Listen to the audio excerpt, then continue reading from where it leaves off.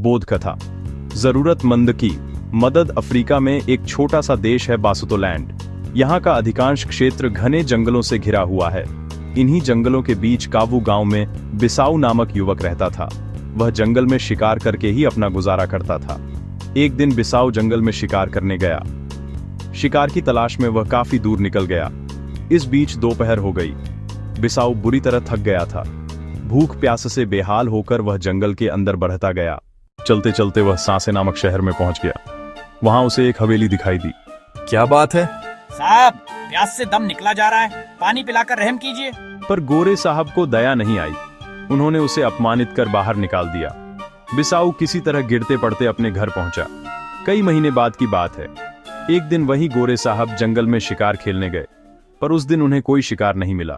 जंगल में भटकते भटकते वे बिसाऊ के गांव में पहुंच गए। तब तक रात हो चली थी। वे एक झोपड़ी के सामने पहुंचे। वह झोपड़ी बिसाऊ की थी। गोरे साहब ने आवाज लगाई। बिसाऊ बाहर निकला। जैसे ही उसकी नजर उन पर पड़ी, वह उन्हें पहचान गया। पर गोरे साहब उन्हें पहचान नहीं पाए।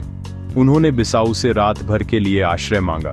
बिसाऊ तुरंत तैयार हो गया। उसके पास जो भी रूखा सूखा खाना था, उसी से गोरे साहब की सेवा की। गोरे साहब को सोने के लिए अपना बिस्तर दिया और खुद जमीन पर सोया। सुबह हुई तो साहब ने बिसाऊ को धन्यवाद दिया और शहर का रास्ता पूछा।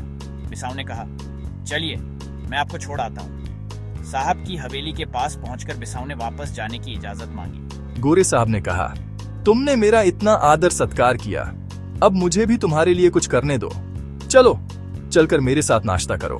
बिसाऊ बोला, साहब, आप मेरी सेवा के बदले में मेरा सत्कार करना चाहते हैं, ये ठीक नहीं है। फिर उसने पुरानी बात साहब को याद दिलाई और कहा, जरूरतमंद व्यक्ति की मदद हमेशा करनी चाहिए। आखिर सभी को एक दूसरे की जरूरत पड़ती है। यही इंसानी धर्म भी है। इतना कहकर बिसाऊ अपने गांव की ओर चल पड़ा। गोरे साहब का सिर शर्म के मारे झुक गया। जरूरतमंद की सेवा ईश्वर की सेवा है।